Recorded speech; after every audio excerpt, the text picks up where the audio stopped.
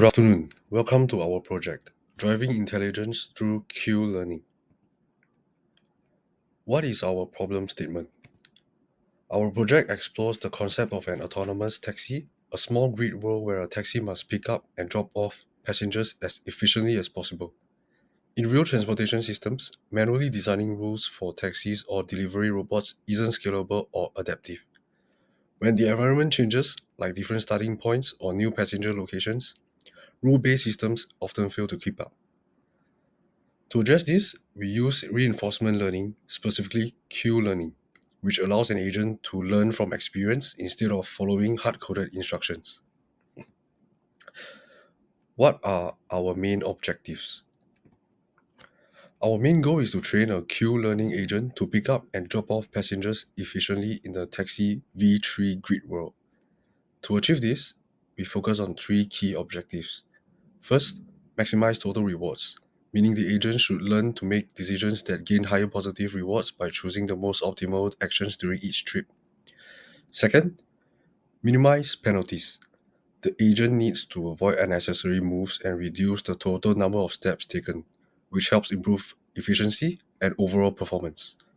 Finally, learn an optimal navigation policy through continuous exploration and exploitation.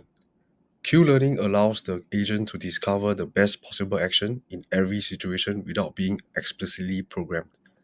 Together, these objectives ensure that the taxi becomes smarter and more efficient with experience. Our taxi vision project built using OpenAI's Gymnasia environment. Before starting, we installed a few essential dependencies. Gymnasia for the environment, NumPy for metric operation, Matplotlib for plotting learning performance, and TQDM to visualize training progress. Our approach uses a model-free reinforcement learning concept. That means the taxi doesn't know the map beforehand. It learns by trial and error. It observes the current state, takes an action, and receives reward for good decision or penalties for bad ones. Over many episodes, it gradually learns a policy. This is the best strategy to maximize its long-term rewards. The taxi victory war is a 5-5 grid, giving 25 possible positions for the taxi. Each passenger can be in one of 5 status at RGYB or inside the taxi, and there are 4 destination locations. So the tourist state space is 500 possible status that the taxi must learn to handle. The agent can take 6 actions: move north, east, south, west, drop off a passenger or pick up a passenger.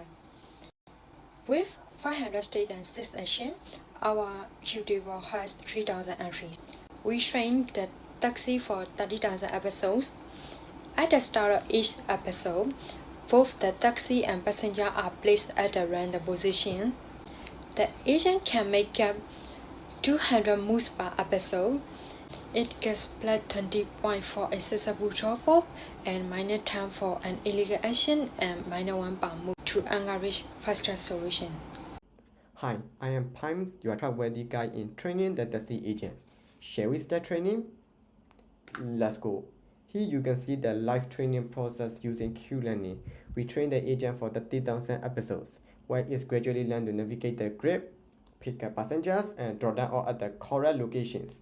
At the beginning, the agent made a lot of mistakes. The average reward was very low, many steps were required, and initial success rate was not good. Over time, you can see a steady increase in the success rate to 99.21% by the end of the training. After about 4,000 episodes, reward and stats started to stabilize at around 2 and 14, showing consistent performance. The average exploration rate also dropped steadily from 100% full exploration to 10%, relying more on what it had learned rather than random trial and error. In the training log, we can see 3 main phases. Phase 1 for exploration, Phase 2 for learning in progress, and Phase 3 where the agent achieves the ultimate policy. Let me explain Phase 1 and 2. In phase 1, the system begins in exploration mode. The taxi and passenger position are randomized, and epsilon is set to 1. This means the agent performs full exploration, trying out all possible action without prior knowledge. At this stage, rules are mostly inefficient, and the agent receives frequent penalty for illegal actions. The average rewards remain low as the agent is still learning through trial and error. Essentially, this phase is where the system starts to gathering experience about the environment. Let's move to phase 2. By this stage, the agent has analyzed past experiences to improve future decisions. The epsilon value decayed to 0.5, so the agent now balance between exploring and applying its past learning. As I showed you earlier, the stack count is gradually dropping and the reward is becoming more consistent. The Q value also started to stabilize, and the DASI began to consistently choose more efficient routes. Now, I will continue with phase 3 optical policy acquired. At this stage, our taxi has fully learned the environment and reached the optical policies. The success rate is close to 100%, meaning it's consistently reached the goals with minimum mistakes. Here, epsilon is equal to 0.1, so the agent mainly exploits what it has learned, exploring only 10% of the times to stay adaptable. The taxi now takes the shortest and minimum efficient parts with high and stable rewards, showing the learning has fully converged. After 30,000 training episodes, we can clearly see convergence. The success rates increase, the average steps per trip drop, and the Q value stabilize. Reward also becomes higher and steady, proving the agent has shifted from exploration to consistent optical performance. Now, we're going to see the learning process visually. First, let's talk about the Q learning equations. This equation is the core of how the agent learns. Q of states and actions represent how good an action is in a given state. The learning rate FL controls how much rate it gets each update, and gamma times max Q of S prime, E prime looks ahead at the best possible future rewards. In simple terms, the agent learns from experience. If an action gives a good results, it increases its Q values. Repeating these cycles across episodes helps it learn the best long-time decisions. Here is a snapshot of the Q table after training.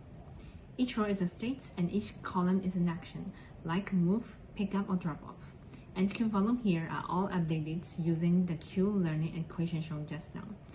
This table is the agent's memory. It only chooses the action with the highest Q values.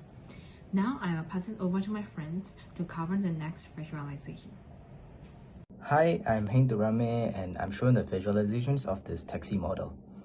So in the first graph, it shows the average Q value rising quickly and stabilizing around -2, meaning the agent's knowledge converges early. The second graph, it shows the success rate. It climbs sharply and reaches almost 100% within about 10,000 episodes. And the scatter plot proves efficiency, which means that fewer steps give higher rewards and showing that the agent becomes more optimal over time. Next, we compare different grid sizes.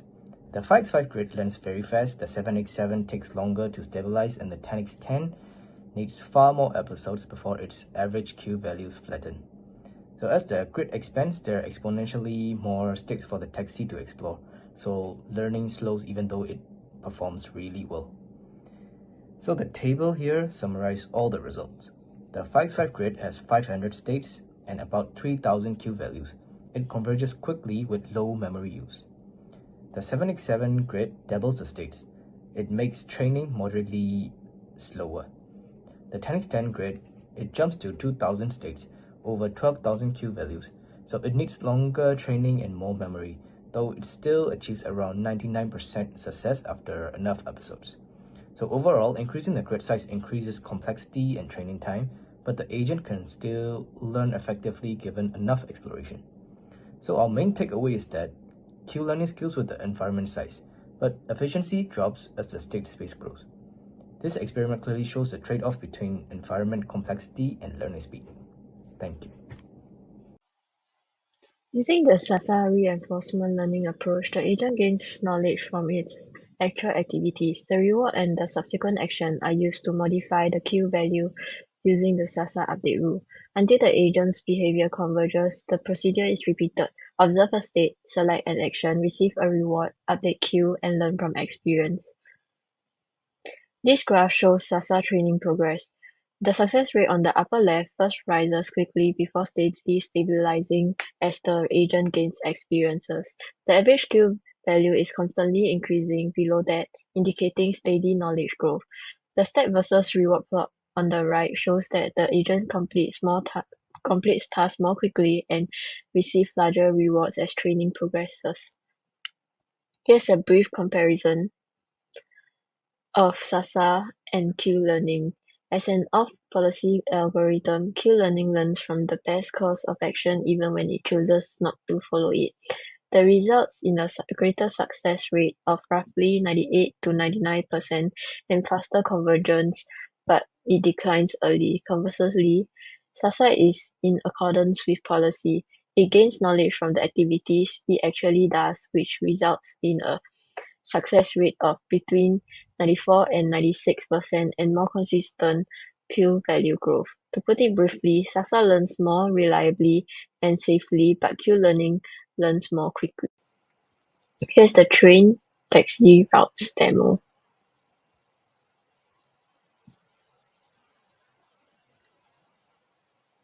To summarize, our project successfully demonstrated that we could use reinforcement learning to teach an autonomous taxi how to operate. In practical terms, this means RL is a viable solution for optimizing operations. Fewer moves equal lower fuel, translating to tangible fleet efficiency and cost savings.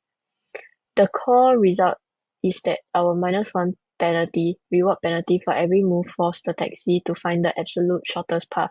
This directly reduced the number of moves needed, validating our optimization objective. Here's the GitHub repository for our project. You can access it at this link. This is the contribution table. I can say that we all contributed almost equally to the project. Thank you for your attention. And now it's time for questions.